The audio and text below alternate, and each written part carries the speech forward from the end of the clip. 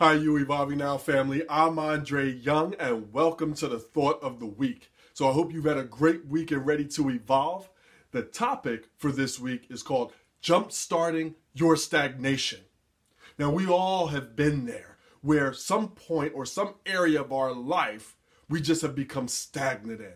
And we know that if we jumpstart that area, that our life will improve, evolve, we'll have more fun, we'll enjoy everything and all of the get-tos and have-tos of the day and life because we've jump-started that.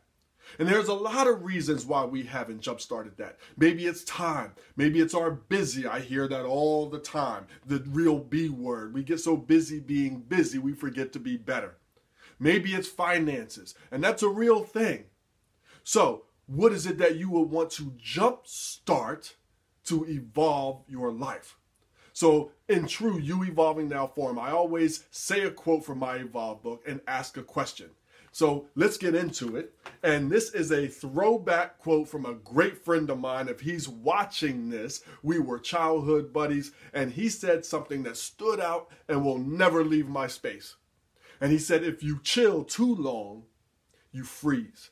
Alistair Gordon. Shout out to you, Al. If you see this, please message me. It was something that has stuck with me for so long. So if you chill too long, you'll freeze. My question for us to talk about today is, what area of your life are you stagnant? Now, my short answer is vacationing. For me, vacationing. My long answer is, many years ago, I went through a divorce. And if you've been there, you know the financial impact that that can have on your life and your future. Completely obliterated anything and everything financially for me.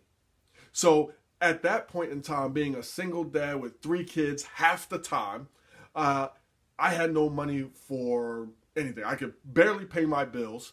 I ate at that time for a year and a half straight. I ate spaghetti because it was the cheapest thing that I could afford.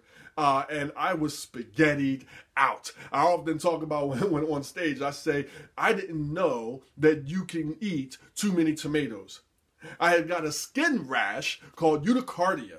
It's a floating skin rash.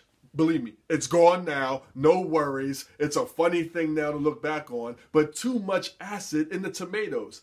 That's how much tomatoes I was eating because it was the cheapest thing and I had to feed everybody and we had to do it every day. You got to eat every day. So from that aspect, that financial aspect, being able to go out, vacationing, going in the community and doing all of these things, if it wasn't free, it wasn't for me. So after a while, after years of rebuilding, my wife and I now said, okay, we're going to dedicate our life to rebuilding. And doing that then eventually started to allow some more time. But in the grind of rebuilding, I said, I want to do this business. I had no idea that You Evolving Now would be what it is now. But I knew I had a dream and I knew I wasn't going to stop. So doing that,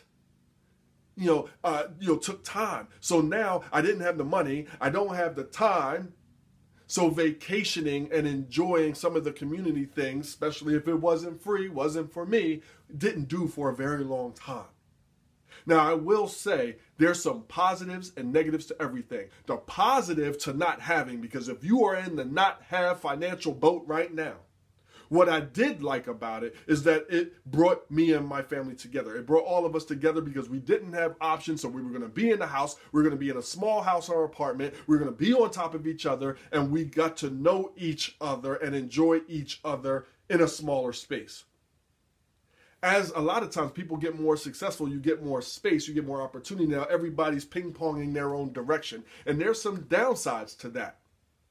Now, with that said, I would not choose not to have again. I don't think most people would choose not to have again. But I now know what to anticipate and expect with growth and evolution. Finding a way to keep everybody together. So back to vacationing. I want to jumpstart my vacationing. Now, there's 2 different types of vacations. Most of the time, if you close your eyes and think about vacation, I can think about a cruise. People think about resorts. People think about getting on a plane or going to the beach. And all of those are great vacations. They don't all have to be that big. Sometimes it's that daycation or that staycation or going somewhere cool and new in the community, or maybe somewhere an hour away from you. Wherever it is, it could be a vacation.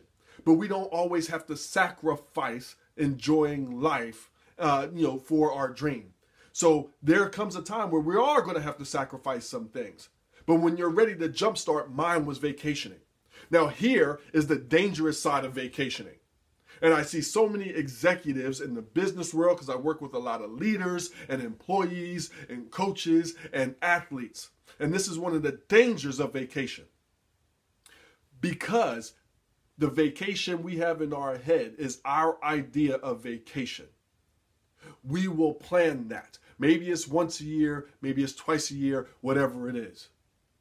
But in the meantime, we tend to withhold our best selves from the people that matter most, that we're going to go on vacation with. So your wife or your husband that you've been neglecting, or coming home and with the scowl on our face and complaining about our job all the time and all of the many arguments that we get into. The kids that are going on vacation. We've spent so much time planning and paying for the vacation. Have we been the best mom and dad or step parent that we need to be, so that when we go on vacation, that we can enjoy that vacation? Because this is the process of vacation. We've neglected all of these relationships. We then now pay all of this money for a vacation. We know what it takes to pack everything up and get there, and that could be somewhat exciting. But by the time we get there, we don't know our wife. We don't know our husband well enough to really even start to enjoy it, because now we got to settle in. The kids, now we got to acclimate. Okay, so you're doing this and you're doing that. We got to get to know each other again. Now, halfway through the vacation, you kind of like these people. Hopefully. This is the positive side. Hopefully, hey, I kind of like my wife. I kind of like my husband. You're pretty cool. I knew this is why I married you. Or hey, the kids, oh, look at that. They finally relaxed. They got the downtime off of their phone, and now they're being a human being in front of your presence. And everybody's getting to be a human being together. Big fun. Now we're on the backside of the vacation.